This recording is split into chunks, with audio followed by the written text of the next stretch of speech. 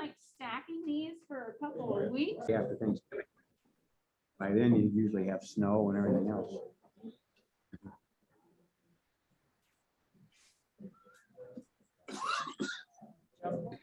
He's online. Everybody's here. Everybody's here.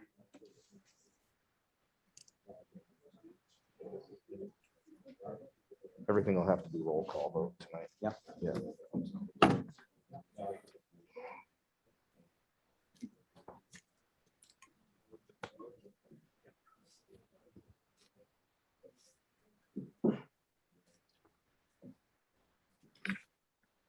All right, welcome. I see it's 6:30, according to the Spectrum timepiece I carry around tonight. So our time to start, I will call this meeting to order. You please all join me in the Pledge of Allegiance to our flag. I pledge allegiance to the flag of the United States of America and to the republic for which it stands, one nation, under God, indivisible, with liberty and justice for all. Thank you. Thank you all for coming out on this first snowfall of the season night. Any agenda adjustments? I have none this evening. We'll move on to consideration. Well, first of all, I want to welcome our new board members, Yes. Sabatis. Yep. And Wayland. We've been in this school system for quite a while, but 37. Wow. So now seeing her from the other side. So it would be nice to have her perspective on the board. So moving on to consideration of the minutes, I'd like to have a motion to approve the minutes of the November 10th, 2021 and November 17th, 2021 Board of Directors meetings. So moved. Been moved by, okay, Second, Joe. and Joe second. Yep. Any corrections? If there are no corrections or additions or omissions, then I will call for the vote. All votes tonight, because we have members attending on Zoom, must be by roll call. So superintendent will go down the list. All right. Vicky, Yes. Christy, Yes. Dory, Yes. Robbie, Yes. Diane, Yes. Jen, Yes. Joe, yes. Bob, Yes, and Scott. Yes. Motion carries. Thank you. thank you all. At this time, we have the floor is open for public comments. As usual, I caution everybody to try and keep it short. We have an awful agenda tonight, but I don't want to necessarily stop anybody from having a shorter period of time to go and bring up any issues that they have. Please do not mention any students by name. Don't make derogatory comments about students or staff, or even the board members. Comments are made to the board chair. And it is what it is. It's your opportunity to make comments. It's not a back and forth. So if there's anybody, first we'll open it up and just ask for in-house, and then we'll open up for Zoom. So those on Zoom who might want to make a comment, you can raise your hand so that the superintendent can see that your hand's raised, and that's using the icon to raise your hand. All right. So is there anybody in the room here that would like to make a comment?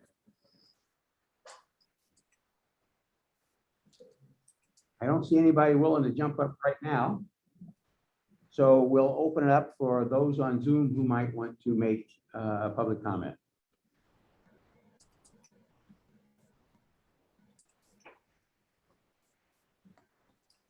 Yep, I have one person. Okay, Laura, go ahead. Laura? Hi, can you hear me? Yes. Yes. Hi, good evening. I just wanted to just briefly mention how there's a lot of chatter going on about the email that came out today from the superintendent about the middle school. And we know it's being looked at and investigated and stuff. And it's just was disappointing.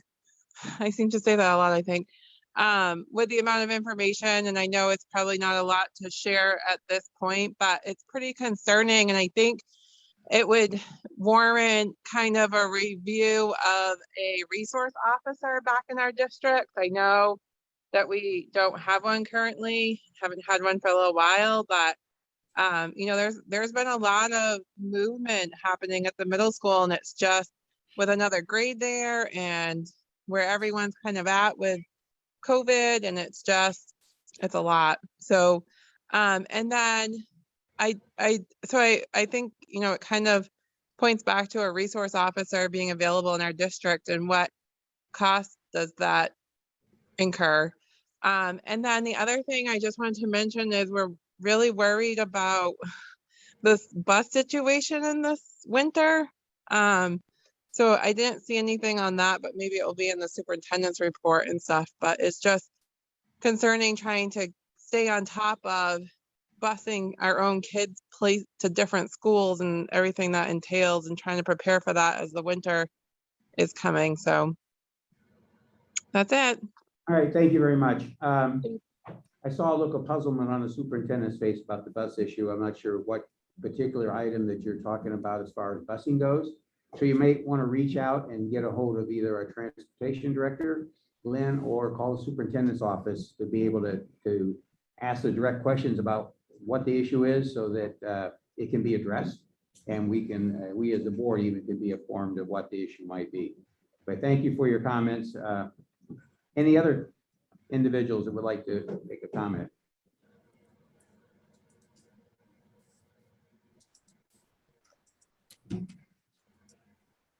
I have no one. All right, so we're not seeing anybody, so I thank everybody. And we'll move along. Petitions and communications. So 4.1, we have a notification receipt in negotiations with RSU number 4 Administrators Association Collective Bargaining Agreement. So that's has been received by the board, and we will act on that appropriately. Do you have any other? I do not. I'd like to mention the slew of emails I received today from 7th graders. I appreciate them being involved and reaching out to the board.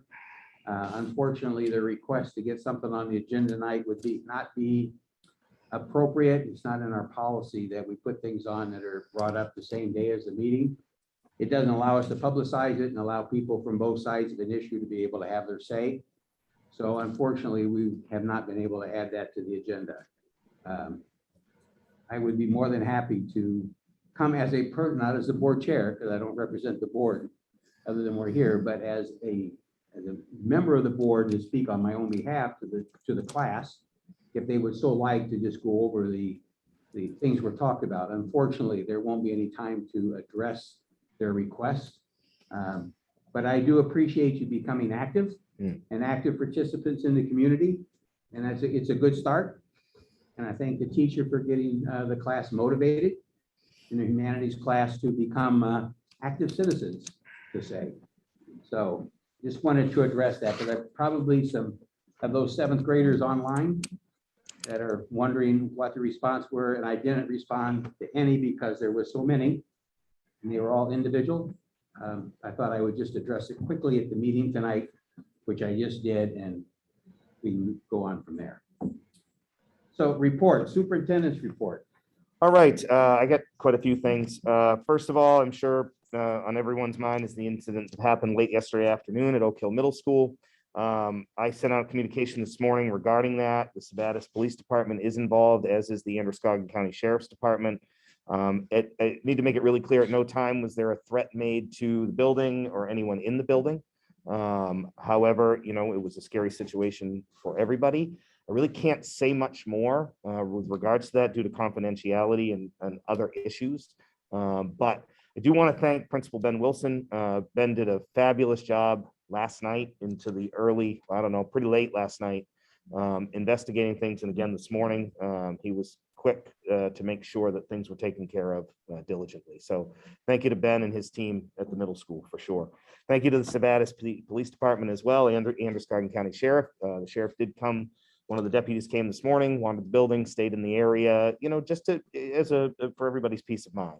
So, you know, somebody Laura brought up the SRO. I've had many conversations. We still have that position in the budget to work with Sabatis to do it. They don't have enough officers at the moment, and they're having trouble recruiting. I did have a conversation recently with the Androscoggin County Sheriff's Department about that possibility. There is a significant financial cost to that, but something we should talk about come budget time should Sabatis not be able to provide us one. So I do agree that an SRO is a necessary thing for our school district. We had it for quite some time, and it was very well received, and both people that were in the position did good things. So just as an FYI for all of you, per the RPC, which is the document that put together the RSU, every time there's a decennial census, I must recalculate the makeup of the board and the weighted vote of the board, which is all based on population numbers. So the census numbers are out. I have done that. So the RPC is really clear. It doesn't change the number of board members, but the population could change the makeup of the board and the weighted vote. With this, we remain at 9 per the RPC, and per the population numbers that came out, the makeup will not change. Litchfield was 3,586, Sabatis 5,044, Wales 1,608. So I did the calculations. They will change. The weighted vote will change slightly currently we're at 122 for a member from Sabatis, 119 for a member from Litchfield, and 76 for a member from Wales. With the new population numbers, Sabatis will be at 123, Litchfield 117, and Wales 79. So it actually altered a little bit the number of votes. We went from 997 to I think 1,001. We have to be plus or minus 5 in 1,000. So I will notify the towns of that change and the Department of Education. I wanted to make you all aware, people are tired, really tired. Our staff is really tired. And we are incredibly short-staffed on a daily basis between sickness, with COVID, with people's families and things like that. It's just caused us to be short-staffed daily. In case in point, tonight here at the high school, we have 1 custodian on when we typically have 3. So consequently, it's having a huge impact on people. We have teachers that are losing their prep periods daily to cover classes. We have had to move food service staff around to cover just to be able to put minimal meals out in buildings. And our custodial staff is thin. Our administrators are working a ton of hours, and our nurses are stretched incredibly thin. I mean, if you think about our nurses, not only are they dealing with their regular things, but they're also having to, deal with the things related to COVID-19. I can't say it enough. I can't stress it enough. Our staff is amazing. They just are. They band together, but I'm worried about all of them. And so I just would ask that people be gentle with them, with all of them, with our administrators, with our teachers, with our nurses, with our custodians, everyone, because it is a pretty stressful time right now. People are tired. I walk around buildings, I can see it in faces. And so I just ask for some kindness to come their way, because they are working incredibly hard. Just so you're aware, and I will share this, I'm going to put this up on my screen here for everybody else if you want to pass that down. Here is the FY, it's hard to believe, but it's not, oh, you got it in your packets, didn't you? Yeah, so did you guys on Zoom get the budget timeline in your packet? Yeah. Good, Yeah. okay, I don't need to do anything with it then. I will include it with the board, with the minutes though. So it is that time of year where it's time to have a budget timeline. It's hard to believe that this budget is coming, but it is December. So I've asked the administrators to submit their budgets to Scott and I by January 14th. We will then meet as an A-team and individually to review them. We'll start our work here in March and April. Hopefully by the end of April, we'll be able to adopt the budget. The district budget meeting would be May 11th and the referendum vote would be June 14th. There is a potential we may need to schedule other meetings in there to work through the budget. Scott and I have started on the budget. It is what it is. There are some things that need to go in the budget this time around. I said it to Robbie the other day, the chickens will come home to roost to some degree. We have some things we need to do. So those will be in my first draft of the budget. I do have on the agenda tonight a special recognition for our nurses. Kathy works with our nurses pretty closely, and we had a conversation about nominating them for Maine School Board Association's Distinguished Service Awards. All 4 of our nurses were awarded those. They couldn't be here tonight, but I just can't say enough. I have certificates for them. I can't say enough the work that they've done. They take some pretty heavy punishment on a daily basis, and so, with what they have to do with their regular work on top of the work related to COVID-19, it's just been tough. So I applaud them. They have been awarded Maine School Board Association Distinguished Service Awards. I will give those out to them, but I wanted to make sure that we did that. One thing to note, we do have some appointments. No appointments. We have a resignation, John Romprey, social worker at the high school. We do have a retirement. Gail Roderick Dubois is an art teacher at the middle school. Ben, how long has she been here? Do we know? 17 years. Gail's been with us for 17 years. She's done a lot of good work with our students. We wish her well in retirement. She certainly earned that. One last thing of note, I did want to mention, and I'm sad to say it, but I understand. Glenn Reynolds, our director of operations, has accepted a position in another school district handling just operations. If you think about it, Glenn has been with us for 7 years. Glenn has done some amazing work in this district. If you think about the amount of work that we've done facility-wise, transportation-wise, and food service, it's just been amazing. Glenn will be missed. We wish him well in his new endeavor, because certainly I always say this, like Bob and I have had the conversation numerous times. I always wish that, we want people to aspire to things, and, we want them also to do the right things for the families, and we wish Glenn well, for sure. In the interim, Scott and I will be handling a lot of those duties. We'll be advertising soon. Well, actually, we'll be having an advertisement go out tomorrow. So we wish Glenn well. We will certainly miss him, because he has been an integral member of what we do here in RSU4. So other than that, that concludes my report. Any questions? All right, I hear none. Director, CAI report. Mrs. Martin. It was working. No, I don't think it's turned on. I don't see a red light. Oh, There you go. All right, so I just wanted to kind of give an update on our COVID-19 since Monday. We've had 25 new cases since Monday, and 209 first contacts have been identified. That's about 234 phone calls that are just for those cases. And we have taken out about 150 other phone calls of family members reporting that they're that either the parents or other members of the family have COVID in their home. So it is a lot of phone calls during those days, as Andy has said. The nurses and the secretaries are answering a lot of those. We have started pool testing. We have done 4 weeks of pool testing. We've done 64 pools. We had 4 positive pools, which means on the next day, we have to retest all of those individuals in that pools. Because we are not pool testing during the winter break, the pool testing exemption does not apply the week we come back. So until we actually pool test them that January 3rd, that pool exemption, which will affect some of our athletics, we're going to have a conversation. We can use Finex now testing. So we'll have a plan with the initiative team tomorrow regarding, we've got some guidance from the DOE this week. One of our biggest concerns right now is lack of guidance on home tests. So the ease and the frequency of people using the home test, because it is a Finex now for most of them, it's easy for them to identify positives. However, the CDC and the DOE doesn't recognize home tests. So there is some lag time to then get people to then go get either a rapid or PCR in order to get the 90-day exemption. So if you're unvaccinated and you take a home test, we technically don't have to report that because the CDC doesn't recommend it or recommends it. So we've been looking for some guidance from the CDC, from the DOE.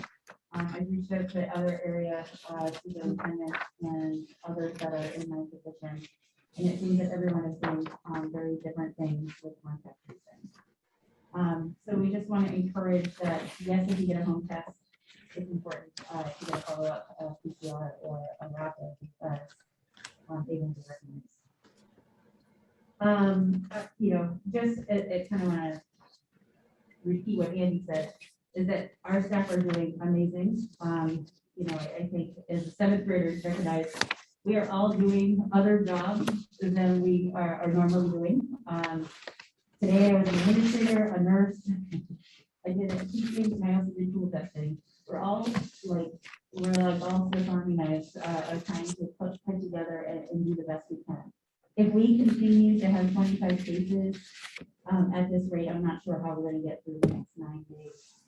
So just a consideration that we're all kind of doing our best. So I applaud my staff because they're doing such a great job, the best I can. So. Thank you. Any questions?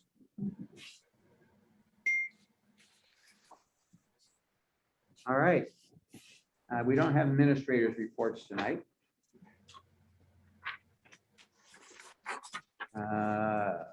Adult ed, Mr. Palmer.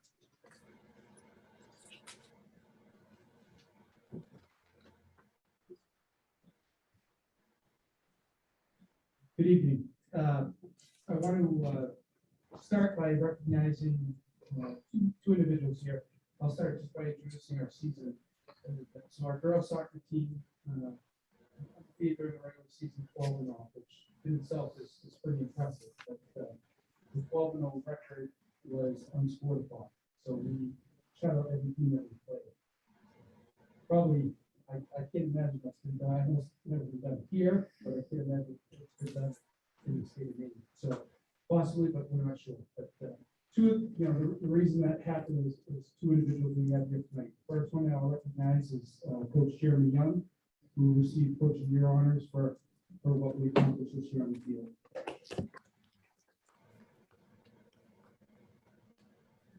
And next is, besides Coach, is Paige Ganya, who received Player of the Year honors from the Mountain Valley Conference. Like I said, 12 shutouts. She was the goalkeeper. So a lot of that was because of her efforts. And we were doing some stats over the last couple of nights between the coach, her parents, and myself. This is an unbelievable stat that she, in 50 games in her high school career, 4 years, she had 32 shutouts.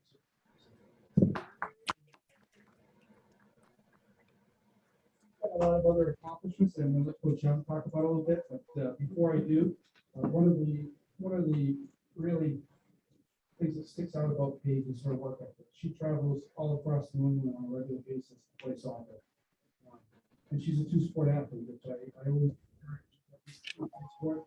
But the most impressive is she's still number one in the class, and so that goes to show you that you can play sports, you can do the work in the class. And you can join as many travel teams as you want and still be successful in all those areas. So I'll let Coach Ed come up and talk about some of our other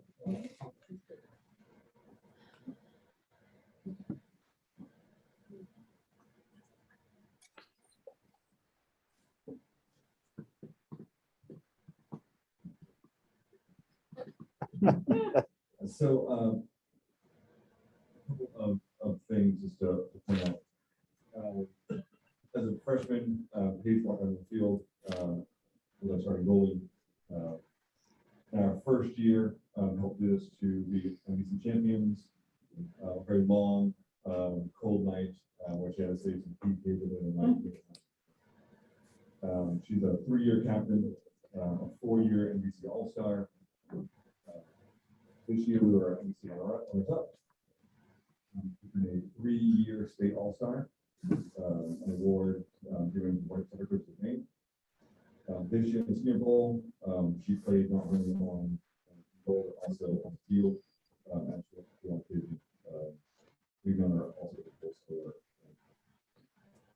She was named this year NBC Player of the Year, an incredible accomplishment that she definitely deserves, but it's worth noting as part of that to recognize a defender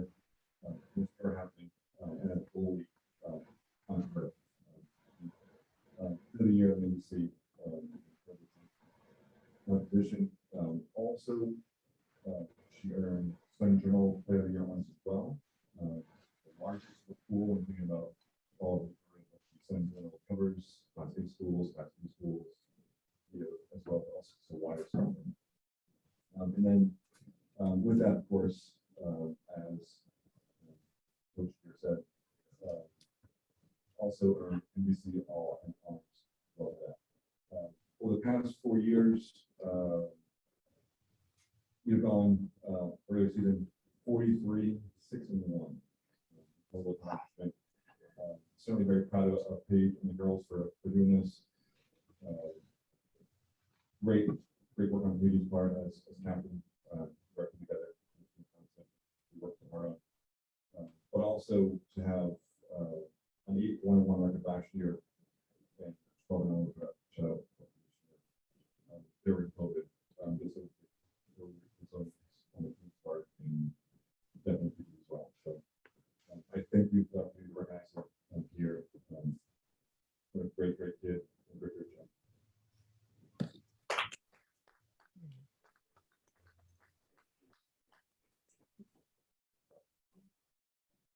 All right, well done. Thank you very much.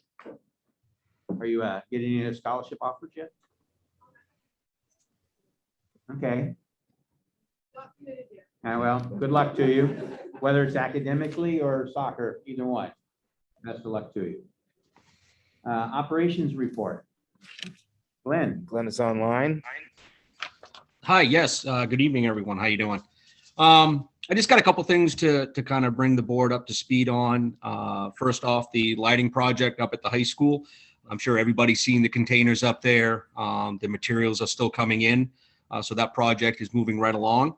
The ventilation, the slab for the new air handler that we're replacing in the gym is not going in until April.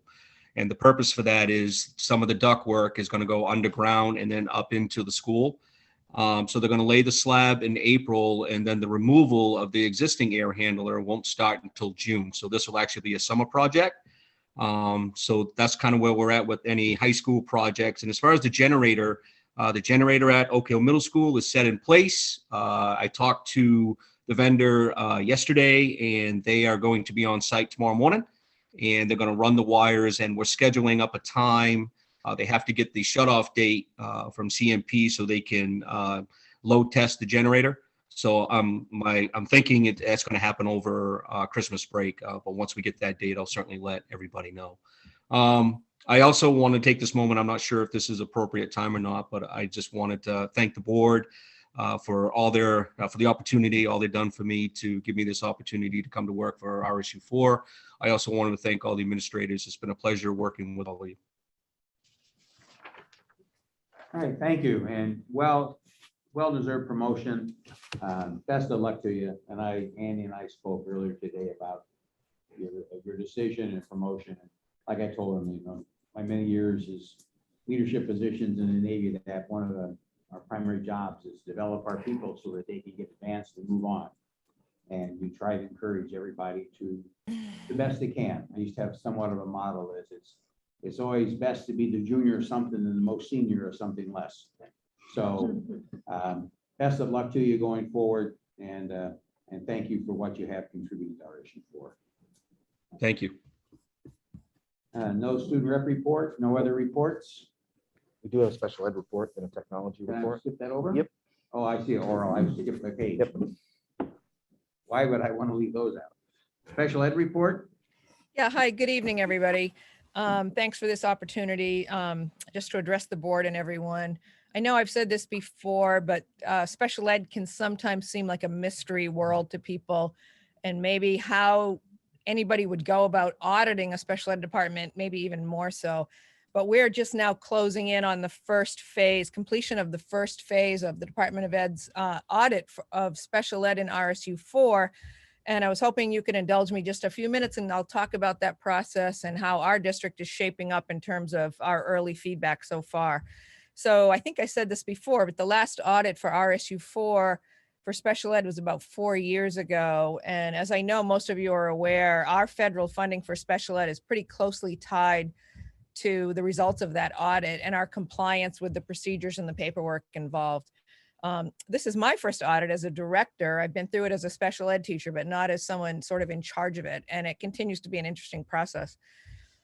So how it works is, given the number of our special ed students in RSU4, we were asked by DOE to select 30 IEPs, which is that document of the plan that represented a cross-section of buildings, teachers, grades, and disabilities. And this included the RSU4 students who currently are special purpose private school students not attending in one of our buildings. So teachers and I were given a large number of really strict criteria to self-assess those IEPs using an electronic tool that provided by the state. I won't go into each criterion, but what basically it's looking at represents whether or not that individualized plan of goals and services for every student makes sense given their disability. And we're asked to assess if we've been intentional in considering opportunities for students to be with their typical peers. We have to ask ourselves, have we measured a starting place for a kid's programming so that as the year-long IEP cycle unfolds, we can also measure if that student's moving forward in progress with their goals.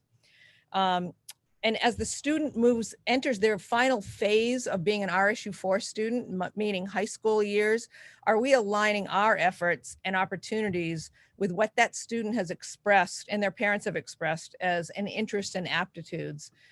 So basically, is this student's educational plan telling a logical story in a measurable way of what that student's gaps are? And are we describing how we're going to address those gaps in a way that makes sense to parents?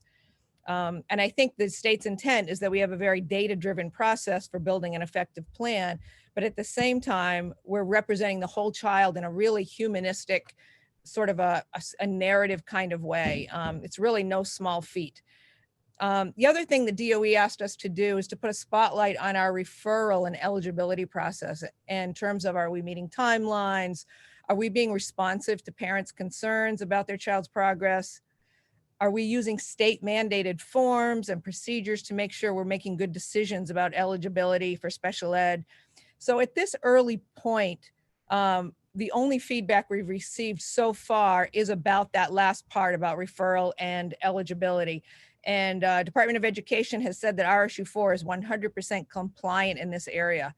So given that COVID worked against us in a lot of ways in terms of meetings and timelines and evaluations and kids being remote, it's a pretty big feather in the cap of RSU4. And I really hope it's a sort of a harbinger of the rest of the audit feedback.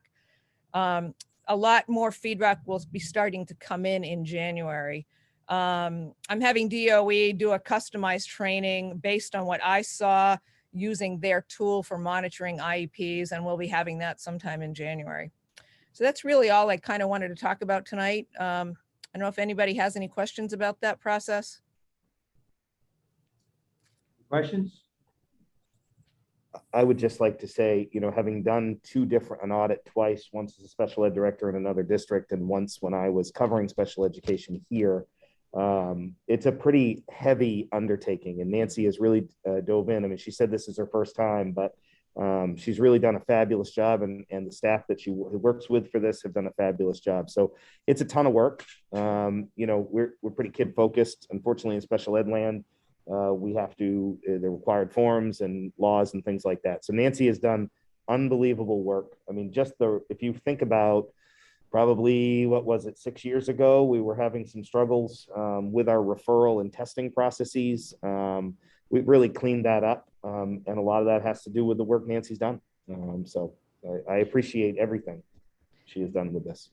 Thanks, Andy. I also just want to give a shout out again to Tammy Deaton, I guess you'd call her an administrative assistant. She's lifted a lot of this work in terms of getting everything ready for submission. And DOE actually commended RSU4 in the way we completed our information and presented it to them. And that's a kudos to Tammy. Nancy, what is the documentation system that RSU4 is using for special ed? The computer system? I know there's like a couple of different ones, but I'm sorry, I'm having a hard time hearing. What are we using, Nancy, for our documentation system? So for our special ed forms. yeah. I I think guess we're I'm not totally sure. So the state Acuity. has specific forms that we have to use when we're identifying certain disabilities. We have to use certain forms to demonstrate that not only does this child have a disability, but it's actually having a significant impact on education. We certainly track all the evaluations, which we have to do every 3 years.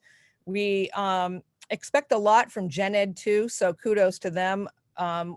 In terms of providing classroom data and STAR assessment data, MEA data. So we're tracking all of that as well. So, and I think, Nancy, we're using Acuity, correct? Oh, in terms of a platform, we are Platform. using Adori, which is really it's a New Hampshire-based organization, EDMS.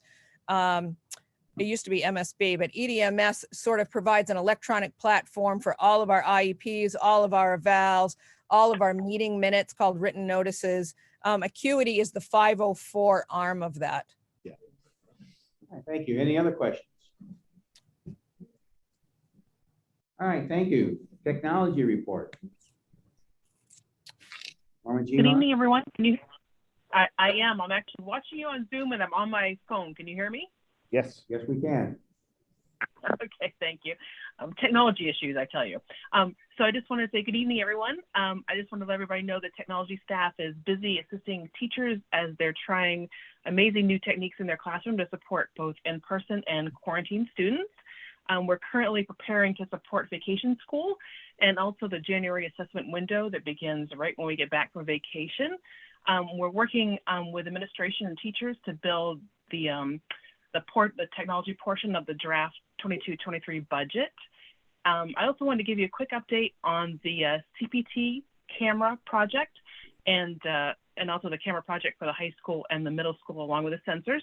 We're continuing with that this coming weekend and hoping to complete at least the inside portion of everything over December break. And just a little piece of fun trivia for you, and I sent all of you an email to the board list, is the Elf on the Shelf is a fun thing they do at a lot of the schools this time of year. Technology staff, we like to get involved in that. And so we were asked by one of the teachers at Care Ricker if the elf could take over the lobby the lobby TV tomorrow, which it is doing. And so I sent a few screenshots to your email. It's just a fun way to engage the kids and have a little fun, but he's actually trapped in the TV and he's taking over all the slides. So it's kind of a fun little thing for everyone. So just wanted to share that, and happy holidays to everyone. And do you have any questions for me? Any questions? All right, thank you. All right, now I guess old business. Old business. Old business 6.1, entertain a motion to approve the second reading of the following policy. JKAA, use of physical restraint and seclusion. Can I have a motion, please? So moved. Second.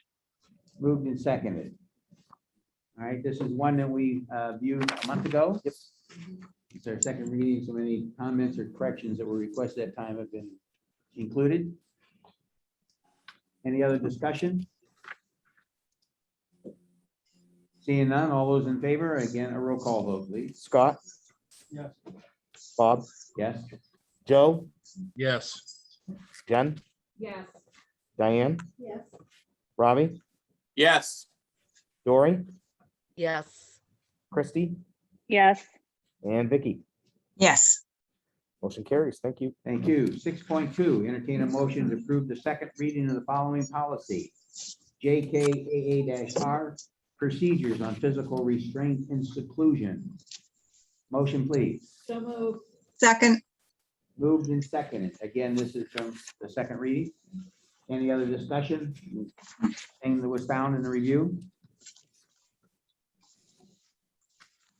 Seeing and hearing none, then I'll call for the vote. Vicky? Yes. Christy? Yes. Dory? Yes. Robbie? Yes. Diane? Yes. Jen? Yes. Joe? Yes. Bob? Yes, And Scott? Motion carries. thank you. 6.3, appointment of a school board member to the collaborative planning team. Turn this over to Andy.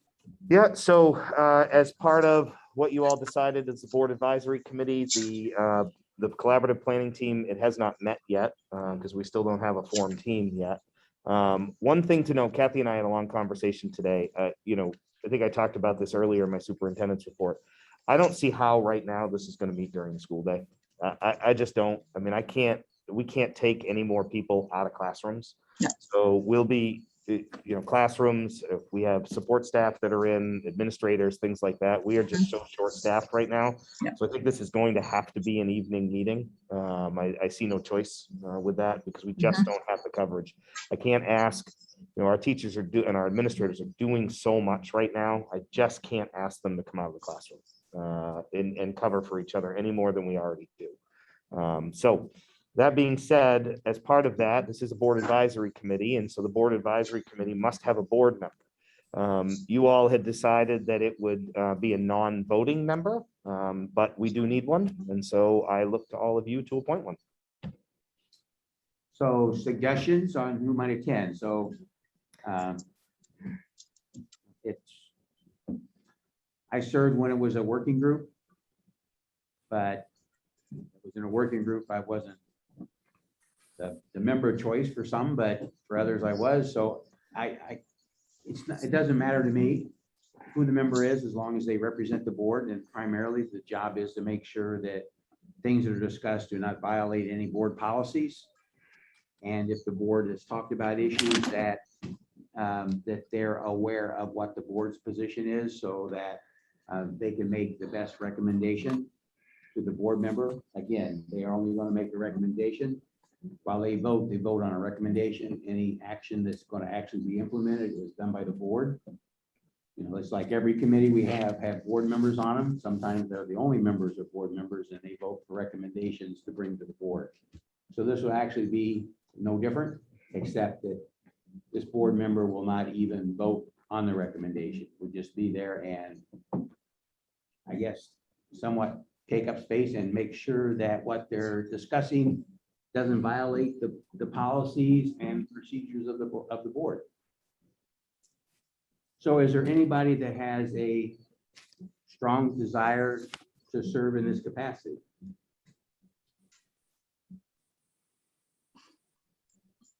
I would be interested. Okay, who was that? That was Christy. Christy. All right, Christy. Yes. Is there anybody else that has a desire?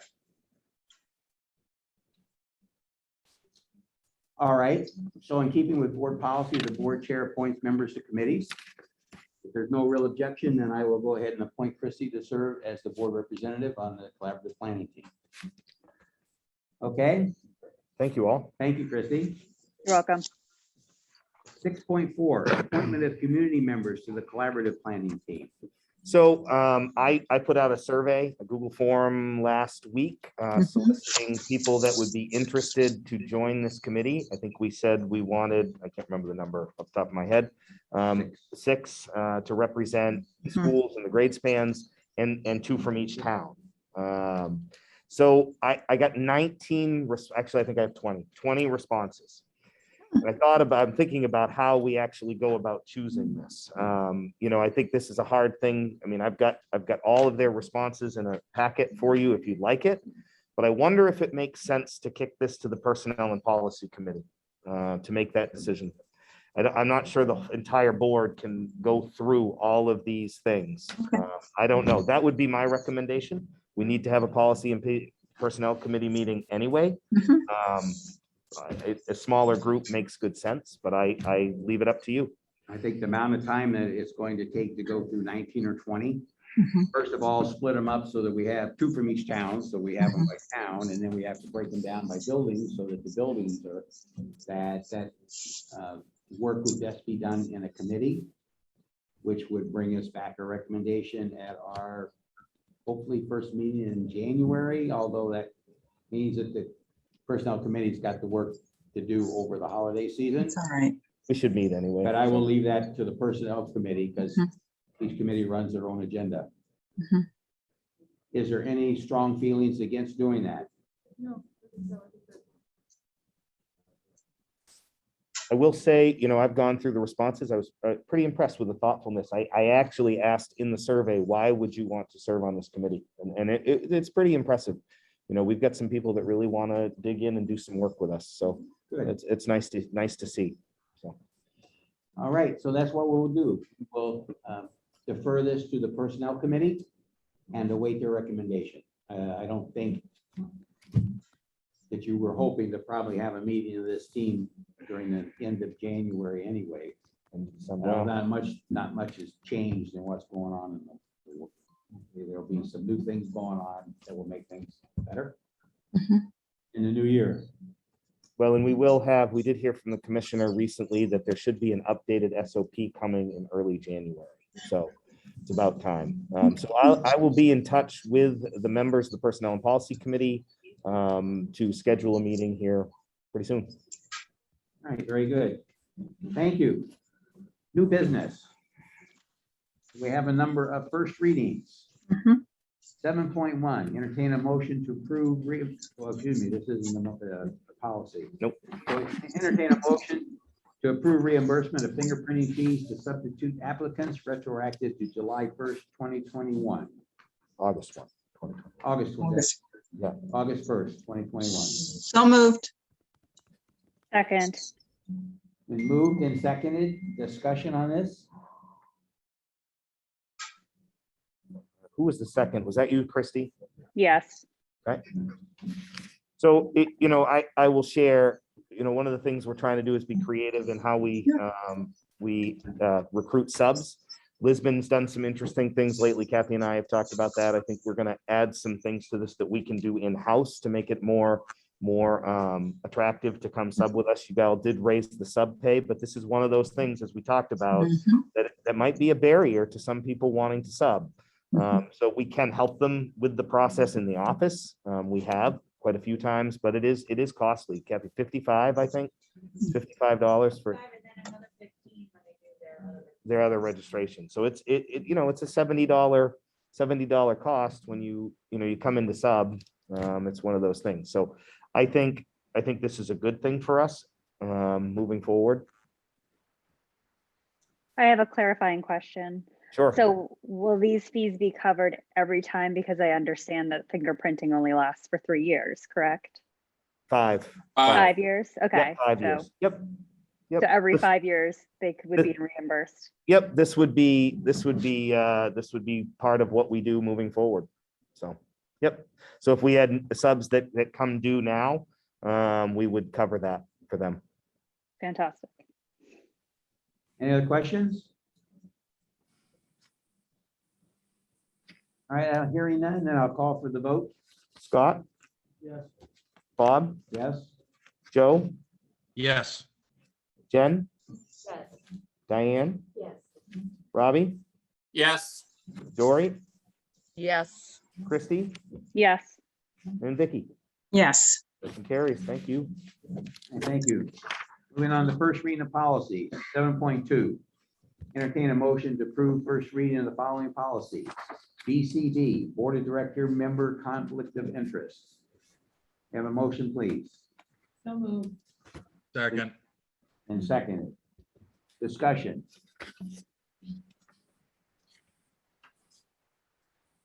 I'll be honest, I did not get around to reading any of these, so I'm not gonna have any input to provide. I can provide you with an update, the change. So we have this policy on the books. However, there was a change in the law in the last session that will allow spouses of board members to volunteer and in another policy hold a stipend position.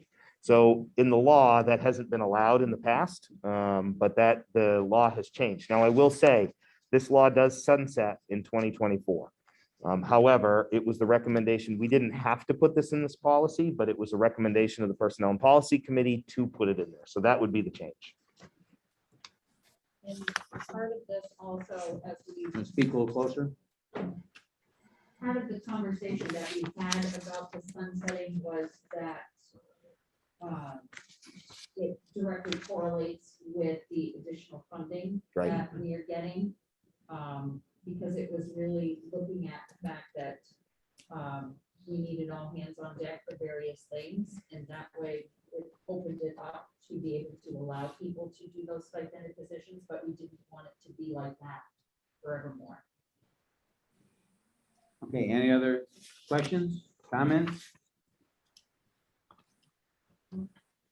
Hearing and seeing none, then I'll call for the vote. Vicky, Yes. Christie, Yes. Dory, Yes. Robbie, Yes. Diane, Yes. Jen, Yes. Joe, Yes. Bob, Yes. Scott. Yes. Motion carries. Thank you. Thank you. 7.3, to approve the first reading of the following policy, BCC nepotism. Have a motion, please. So moved. Second. Moved and seconded. Discussion, comments on the changes? I know this policy's been around. Yeah, well, it addresses the same thing. So the conflict of interest policy and the nepotism policy kind of go hand in hand. They both require policies, but it addresses the same, the additions are the same thing that we just talked about. Okay, any questions, comments? Seeing here and none, I'll call for the vote. Let's see, Vicky, Yes. Christie, Yes. Dory, Yes. Robbie, Yes. Diane, Yes. Jen, Yes. Joe, Yes. Bob, Yes. Scott. Yes. Motion carries. Thank you. 7.4, entertain a motion to approve first reading of the following policy. BEB, Board of Director member use of social media. May I have a So motion? moved. So moved. May I have a second? Second. May I have a Second. Second, Joe? So it's Vicky and Joe. All right. Changes in this policy? This is actually a new policy for us. This Ah, is not a okay. policy that we have had on the books. Right. Yeah, this is a policy that a lot of, with the advent of social media, that a lot of school boards have adopted. We took a look at it at the Policy and Personnel Committee and thought it made good sense with the advent of social media, just to have some things to hold us all accountable to. So, Any comments?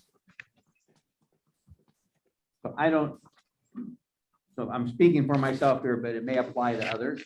I'm not saying it does or doesn't, but if you haven't had a chance to read it like I haven't, and since it's a new policy, please, I'm gonna try and make the time to go and do it. And if there's any questions or comments, please get them to the superintendent's office yes, please. so that they might be able to be addressed before we bring it back for a second reading in January. 7.5. Nope, we got Oh, we to didn't get a vote We on gotta it. I'm vote. sorry. I want to get done. I know you do. I can tell.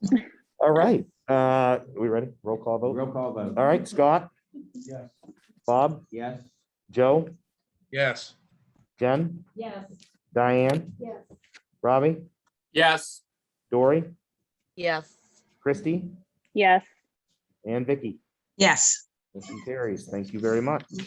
7.5, entertain a motion to approve the first reading of the following policy. GBGB, workplace bullying. So moved. Moved by Second. Diane. Who moved? Diane. Oh, Jen I did. did. Jen did. Oh, Jen. Second. Who seconded? Vicky. Vicky. Okay, thank you. All right. Questions, comments? So this is also a new policy. This was brought out of the last legislative session. This policy that we need to have on the books. So it is a brand new policy. All right, so my same comments to the last one, I would make again, remind myself. Any comments? Seeing and hearing none, I'll call for the vote. Vicky, Yes. Christie, Yes. Dory, Yes. Robbie, Yes. Diane, Yes. Jen, Yes. Joe, Yes. Bob, Yes. and Scott. Yes. Motion carries. Thank you very much. Like Bob said, if you have anything in there that you'd like to take a look at, please let me know ahead of time. I would appreciate it. 7.6, to approve first reading of the following policy, GBI, staff participation in political activities. So moved. Second. Moved and seconded. Discussion, comments?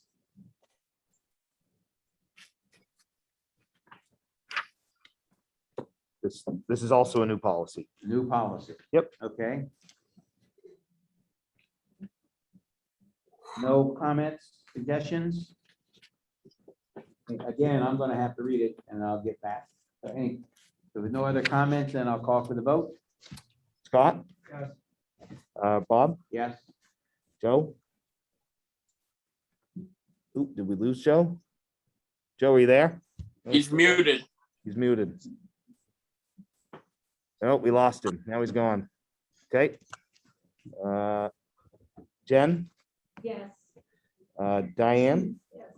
Robbie, Yes. Dory, Yes. Christy, Yes. and Vicky. Yes. Motion carries. Thank you very much. 7.7, entertain a motion to approve the first reading of the following policy. JB, transgender and gender expansive students. So moved. Second. Moved and seconded. Discussion. Who second, Vicky? Yes. All right, so this is also a new policy. I think, I don't want to speak for our administrators, but we need to have a policy like this on the books. We've had, it's something to guide our work as we work with students who identify differently than traditional gender roles. And so this policy will guide that as we work through those things. So.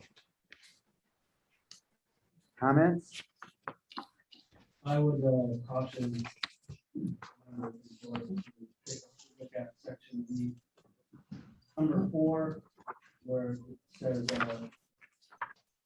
basically students that identify with a certain gender are allowed to choose classroom or locker room of their choice. Recently, the news we've heard stories out of Texas where that became an issue, and I really hate to open ourselves up to some sort of lawsuit. Did you say that was E4 or B4? D D? is in dog. Oh, it's dog. Okay, thank you. And I will also get a legal opinion on that as well, because a lot of this is straight out of the Maine Human Rights Commission and the Maine Human Rights Act. So I'll make sure we have a legal opinion too. Any other comments? Yes, I do. On section D2, halfway through, it says at the request of a student and consistent with the student's gender identity. Should it say at the request of a student and parent or guardian? Actually, it can't. It's No. it's out of the law. Yeah, Oh. the Maine Human Rights Act is very clear on this one. This one I know to be factual. I can certainly get our lawyer's opinion on that as well. But under the Maine Human Rights Act, a student has that right on their own. I can also add that I have had to work with this particular situation with a few different students, with a student counselor. And this, there's a lot of conversation and discussion with the students. But this sort of information also requires legal pieces to be tied with the school. Right. So there's a lot of steps and a lot of layers to this as Yep. well. There are. Any other comments? Seeing and hearing none, then I'll call for the vote. Scott, No. right? Bob, Yes. Joe, Yes. Jen, Yes. Diane, Yes. Robbie, Yes. Dory, Yes. Christy, Yes. and Vicky. Yes. Motion carries. Thank you. And like I said, I will get the legal opinion on those two items. Thank you all. And thank you. Committee reports. Finance and Facilities did not meet. Nope. Personnel Policy Committee, No. TAI Technology Committee. Not meeting until January. All right, enjoy the holidays. Board member comments. Board members have any comments? Yes. So I was commenting to Andy as we were walking down the hallway, and I'm happy to hear that the head of the DOE is going to look at potentially doing different SOPs. I think everybody has been working really hard, parents, teachers, staff, students, but the reality is that we are looking at an endemic at this point, not a pandemic. And I think that we all have to recognize that some changes and adjustments have to be made to be able to best support everybody involved. And that's just my thoughts with that. Thank you. Any other comments? In light of yesterday's and last night's situation, we hope that we can bring the SRO to the forefront of our thought process here. Perhaps maybe even looking outside of any study down and focus on that. There must be some sort of perhaps a volunteer organization like a retired military or maybe another outlying area that. Thank you. Others? I just want to mention, go ahead. Christie. Go ahead, Christy. I just wanted to echo Bob's sentiments to the 7th graders that we received emails from today. I thought it was fantastic, and it was great to hear from the 3 young people that took time out of their day to really not only just email us, but give us some great references and some great critical thinking skills of why they believe their opinion mattered. And I hope that our students continue to do that, because I think this was a great exercise in using your voice to try to make a change.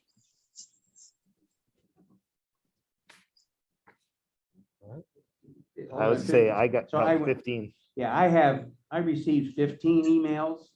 I say 2. One of which had said it was a joint email amongst 4 or 5 students. So again, it was, a lot of students. There's got to be a lesson out there about plagiarism, but and how you address a member of the board by calling him Robert instead of Mr. something. I just think so. But the effort that they put forward is to be applauded. And I hope that they continue to pay attention to what's going on and be involved. So if there's no other comments, and I just have one I want to go make, and it's to the high school, Mr. Aliberti and the staff here. I talked with a freshman a week or so ago, and I asked him how it was going, and he said it was going good, surprisingly. And I said, surprisingly? And he said, yeah, he didn't think he'd be able to adjust the high school routine, but he found it a much more relaxing atmosphere than the middle school. And that he complimented on Mr. Aliberti's enthusiasm being out there, and I think that's something we've all recognized that he has. So I just want to, for any of our high school staff that's out there or here, and Mr. Aliberti, if he's online, I imagine the information get back to him anyway. Good things are happening. He didn't have necessarily bad things to say about the middle school, just that he thought the high school was better. All right. I know he was very worried about going to the high school in the summertime. So there's no other board member comments. The next item on our agenda is an executive session. This is closed to everybody except board members and the business manager that we're including in the motion. When we come back, there is anticipation of absolutely no other business to come before the board except to adjourn.